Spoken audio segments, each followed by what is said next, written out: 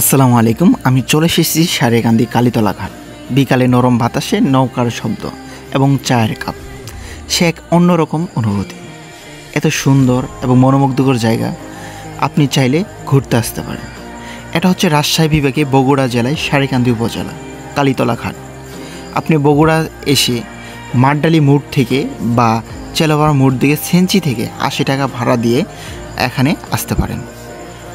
বা আপনি যদি ময়মনসিংহ বিভাগ থেকে আসতে চান তাহলে আপনার জন্য সুবিধা হবে জামালপুর জেলায় মাদারগঞ্জ বালিজুড়ি জামতল ঘাট দিয়ে আর নৌকা পথে 80 টাকা ভাড়া, বা ইসলামপুর থানায় উলিয়া ঘাট গুঠাইল ঘাট থেকে সরাসরিভাবে আপনি সারেকান্দি ঘাটে আসতে পারেন।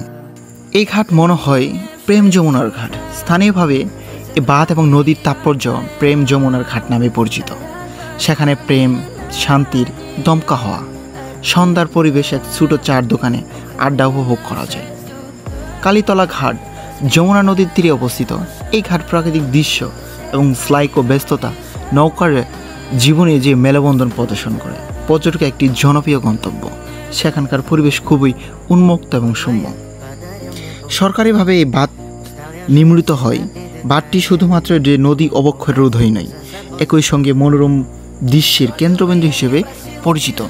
এখানে লোক সময় কাটাতে আসে। সারেকান্দি প্রতিটি পর্যটকের জন্য পাখির ডানা, নদীর কলরব সব মিলে এক স্বপ্নীল পরিবেশ।